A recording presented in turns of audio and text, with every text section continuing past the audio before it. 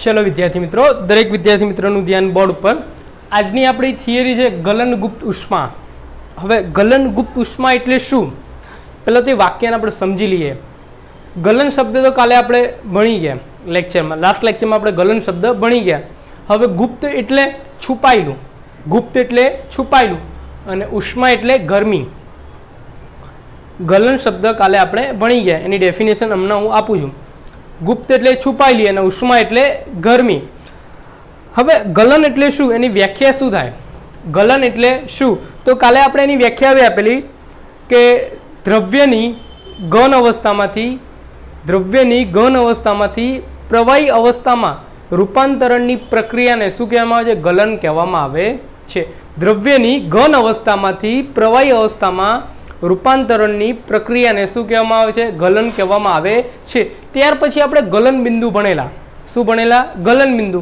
હવે ગલન બિંદુમાં એવું ભણેલા કે જે તાપમાને ઘન અવસ્થામાંથી પ્રવાહી અવસ્થા એટલે કે પ્રવાહી સ્વરૂપમાં રૂપાંતરણની જે ક્રિયા થાય છે, ઓકે, એ કયા તાપમાને થઈ, એ તાપમાને શું કહેવામાં આવે છે? ગલન બિંદુ કહેવામાં આવે છે। તે તાપમાને શું કહેવામાં આવે છે? ગલન બિંદુ। હવે ત્યાર પછી આ થિયરીને આપણે શરૂઆત કરીએ। આ થિયરીમાં પહેલો પોઈન્ટ એવો આવે કે ગલનના પ્રયોગોની પ્રક્રિયામાં હવે જે આપણને ગલન બિંદુ મળ્યું, એ ગલન બિંદુમાં જે તાપમાન મળ્યું આપણને, એ તાપમાન બરફ સંપૂર્ણપણે પીગળી જતો નથી, ત્યાં સુધી તે તાપમાન બદલાતું નથી। બરફ જ્યાં સુધી સંપૂર્ણપણે પીગળી ના જાય ત્યાં સુધી તાપમાન બદલાતું નથી, ઓકે। અને બીજી વસ્તુ કે આપણે લાસ્ટ લેક્ચરમાં મેં આ બાજુ એક તમને ક્વેશ્ચન લખેલો, ઓકે, આ બાજુ એક ક્વેશ્ચન લખેલો। એ ક્વેશ્ચન મેં તમને એવું સમજાવેલું, એના આન્સરમાં એવું કીધેલું કે જ્યારે કોઈ પણ ઘન પદાર્થ છે, બરાબર, તો એ ઘન પદાર્થનું જો તાપમાન વધારવામાં આવે તો એના જે દ્રવ્યના કણો છે, એ દ્રવ્યના કણોની ગતિ કેવી થઈ જાય છે? સ્વતંત્ર થઈ જાય। કેવી થઈ જાય છે? સ્વતંત્ર। અને એનું હલનચલન વધી જાય છે, એટલે કે અસ્તવ્યસ્ત થવા લાગે છે। કેવું થવા લાગે છે? અસ્તવ્યસ્ત। અને બીજી એક વસ્તુ કે દ્રવ્યના કણો વચ્ચે જે આકર્ષણ રહેલું છે, એ આકર્ષણ કેવું થઈ જાય છે? છૂટું થઈ જાય છે। અને જે સહઘટકો હોય અંદર, ઓકે, એની અંદર કોઈક ઉષ્મા એટલે કે ઉર્જા સમાયેલી છે, એ વસ્તુ આપણે આ થિયરીની અંદર ભણવાની છે। તો આ થિયરીની શરૂઆત કરીએ છીએ। આ થિયરીનો પહેલો પોઈન્ટ, કણો વચ્ચેના પારસ્પરિક આકર્ષણ બળની ઉપરવટ જઈને, આ વસ્તુ પણ કાલે આપણે ભણી ગયા। ઉપરવટ તાપમાન જાય, ઓકે, તો શું થાય છે? ઘન અવસ્થામાંથી પ્રવાહી અવસ્થામાં અથવા તો પ્રવાહી અવસ્થામાં વાયુ અવસ્થામાં રૂપાંતર થાય છે। કણો વચ્ચેના પારસ્પરિક આકર્ષણ બળની ઉપરવટ જઈને દ્રવ્યની અવસ્થા બદલાવા ઉષ્માનો ઉપયોગ થાય છે, પરંતુ તાપમાનમાં કોઈ પણ ફેરફાર દર્શાવ્યા સિવાય જ બરફ આ ઉષ્મા ઉર્જા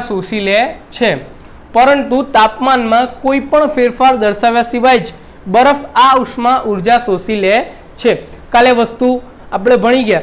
હવે એક વસ્તુ યાદ રાખવાની છે કે તમે તાપમાન જેટલું વધારો ને, એટલું ઝડપથી એ બરફ પીગળી જાય, ઓકે। તાપમાન તમે જેટલું વધારે રાખો, ઓકે, એટલું જલ્દી શું બરફ પીગળે છે। અને એના દ્રવ્યના કણો હોય એની ગતિ કેવી બની જાય છે? અસ્તવ્યસ્ત બની જાય છે। ક્લિયર? ઓકે। અને જે બરફ છે, એ બરફ આ ઉષ્મા ઉર્જા શોષી લે છે। હવે જે ઉષ્મા ઉર્જા શોષી, બરાબર, એ કેવી હતી? ગુપ્ત હતી। કેવી હતી? ગુપ્ત એટલે કે છુપાયેલી હતી। હવે આગળ વસ્તુ જોઈએ આપણે।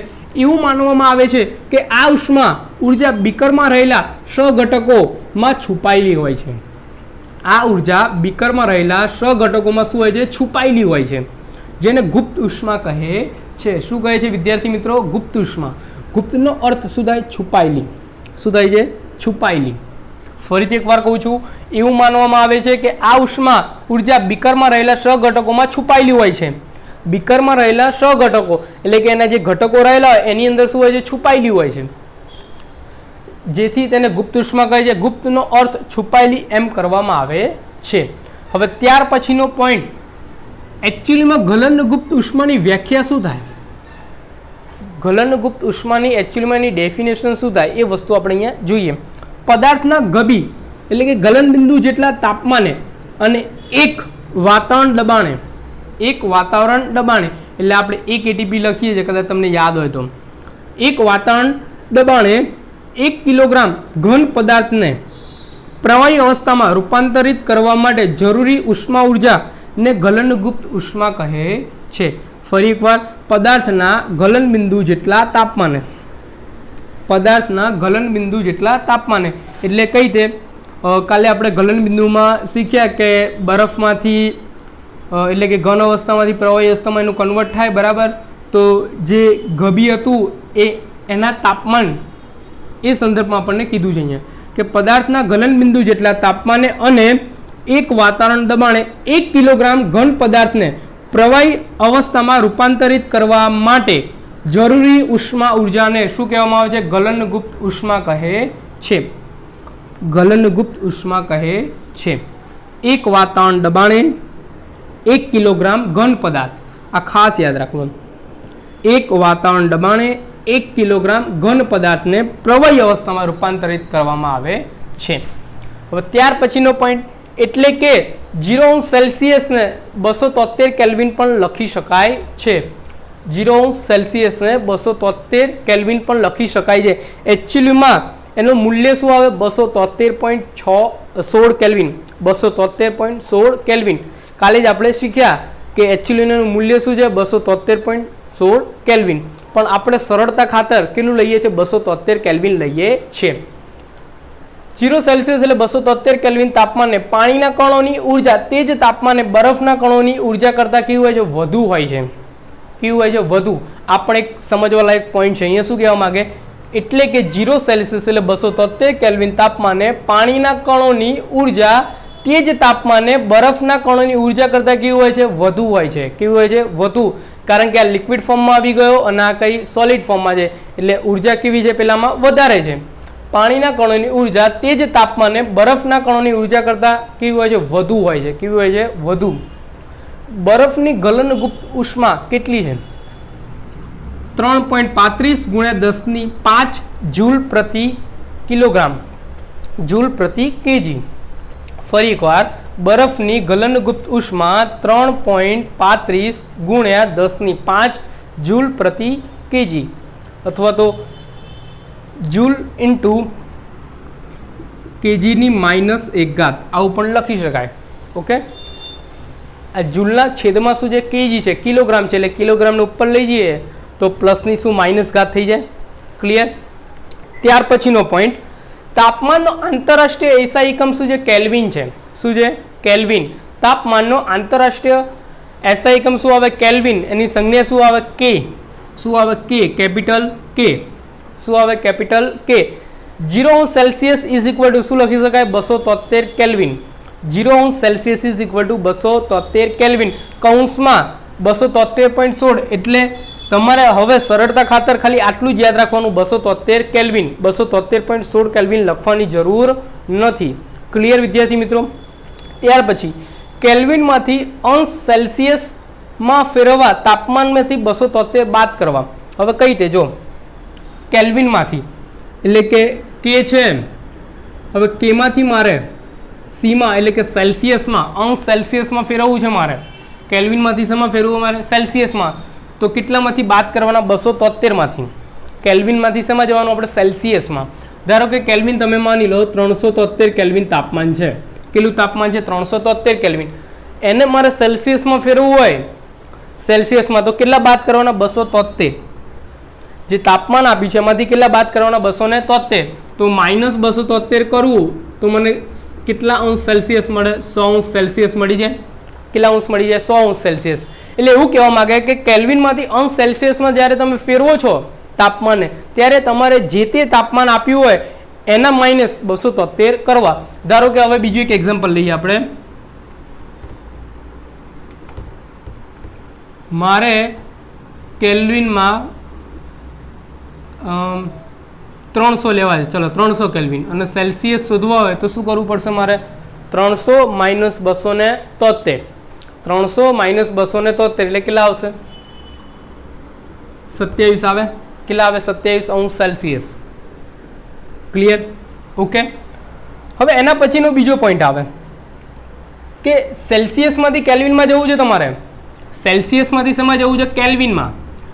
હવે સેલ્સિયસમાંથી કેલ્વિનમાં જવું તો એકદમ સહેલો પોઈન્ટ છે. સેલ્સિયસમાંથી શેમાં જવું છે તમારે? કેલ્વિનમાં. તો શું કરશો તમે? 27°C છે એને કેલ્વિનમાં ફેરવવું છે તો તમે શું કરશો? ઉમેરશો. શું કરશો? ઉમેરશો. એટલે 27 + 273 એટલે કેટલા આવશે? 300 કેલ્વિન આવે. અંશ નહીં આવે કારણ કે અંશ એ સેલ્સિયસમાં આવે. ઓકે, 27°C છે અને મારે કેલ્વિનમાં ફેરવવું હોય તો કેટલા ઉમેરવા પડશે? 273. એટલે 27 + 273 એટલે કેટલા આવે? 300°C આવે. ક્લિયર વિદ્યાર્થી મિત્રો? હવે ત્યાર પછી એક બીજું એક્ઝામ્પલ.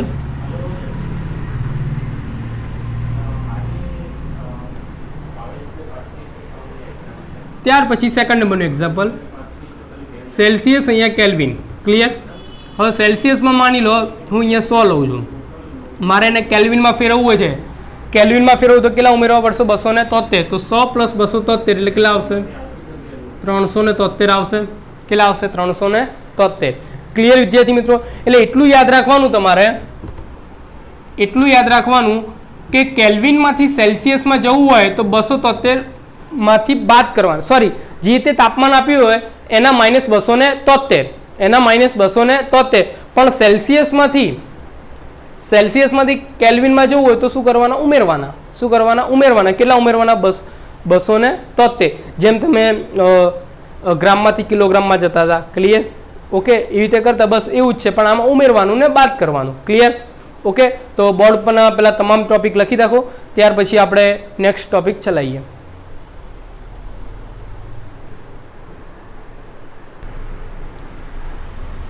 ત્યાર પછીનો પોઈન્ટ ઉત્કલન બિંદુ અને બાષ્પીભવન ગુપ્ત ઉષ્મા.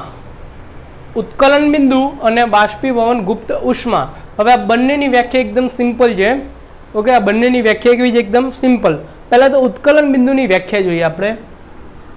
એક વાતાવરણ દબાણે જે તાપમાને પ્રવાહી ઉકળવા લાગે છે તે તાપમાનને તે પ્રવાહીનું શું કહેવામાં આવે છે? ઉત્કલન બિંદુ કહે છે. એક વાતાવરણ દબાણે જે તાપમાને પ્રવાહી ઉકળવા લાગે છે તે તાપમાનને તે પ્રવાહીનું શું કહે છે? ઉત્કલન બિંદુ કહે છે. શું કહે છે વિદ્યાર્થી મિત્રો? ઉત્કલન બિંદુ. ક્લિયર? ત્યાર પછી એક એક્ઝામ્પલ દ્વારા તમને સમજાવી છે. પર્વતની તળેટી અને પર્વતના શિખર પર વાતાવરણનું દબાણ જુદું જુદું હોવાથી બંને સ્થળે ઉત્કલન બિંદુ જુદું જુદું હોઈ શકે છે. પર્વતની તળેટી અને પર્વતના શિખર પર વાતાવરણનું દબાણ કેવું હોય છે? જુદું જુદું હોય છે, જેથી બંને સ્થળે ઉત્કલન બિંદુ કેવું હોય છે? જુદું જુદું હોઈ શકે. હવે કઈ રીતે સમજી લો કે માઉન્ટ એવરેસ્ટ છે, બરાબર? તો માઉન્ટ એવરેસ્ટની નીચે હજુ તમે ઉપર ચડ્યા નથી, એની નીચે તે તાપમાન કેવું? અલગ અલગ હોય છે. તે તાપમાન કેવું હોય? જુદું હોય. અને તમે હજુ થોડા ઉપર જાઓ એટલે કે માઉન્ટ એવરેસ્ટની મધ્યમાં આવો તો ત્યાં તમને તાપમાન કેવું મળે? થોડું વધારે. કેવું મળે? થોડું વધારે. એનાથી ઉપર તમે જાઓ ટોચ ઉપર તો ત્યાં પણ કેવું હોય? વાતાવરણ અલગ અલગ. ત્યાં પણ વાતાવરણ કેવું હોય? અલગ અલગ. એટલે કે માઉન્ટ એવરેસ્ટની નીચે અને છેક ઉપર જાઓ તો બંને જગ્યાએ તાપમાન કેવું હોય છે? જુદું જુદું હોય છે.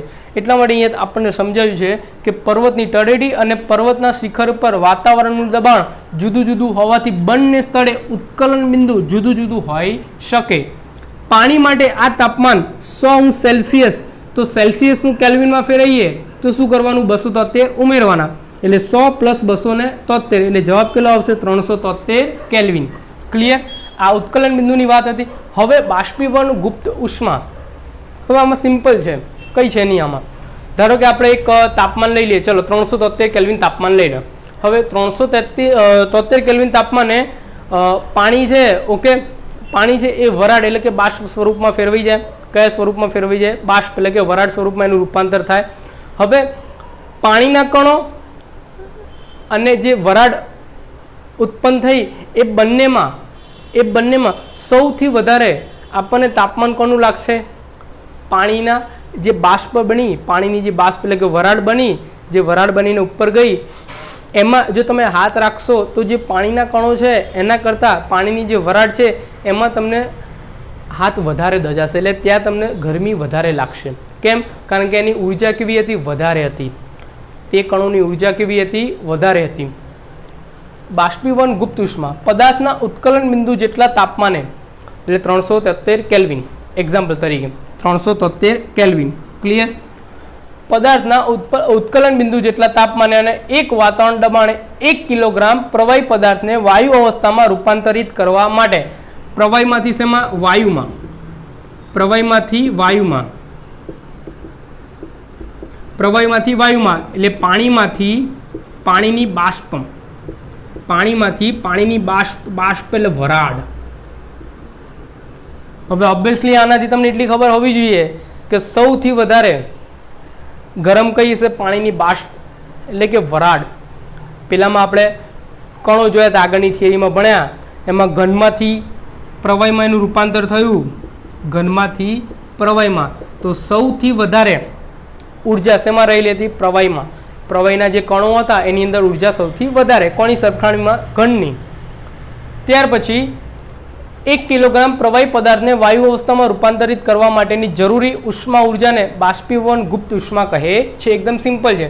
પદાર્થના ઉત્કલન બિંદુ જેટલા તાપમાને એટલે 373 કેલ્વિન અને એક વાતાવરણ દબાણે અને 1 કિલોગ્રામ પ્રવાહી પદાર્થને વાયુ અવસ્થામાં રૂપાંતરિત કરવા માટેની જરૂરી ઉષ્મા ઉર્જાને બાષ્પીભવન ગુપ્ત ઉષ્મા કહે છે. વિદ્યાર્થી મિત્રો, આ બંને વ્યાખ્યાઓ એકદમ સરળ છે. ઓકે, એક એક્ઝામ્પલ દ્વારા સમજી લેશો એટલે વધારે સરળ લાગશે. ઓકે, તો આ લેક્ચર અહીંયા સમાપ્ત કરીએ છીએ. નેક્સ્ટ લેક્ચરમાં એક નવી થિયરી સાથે મળીશું.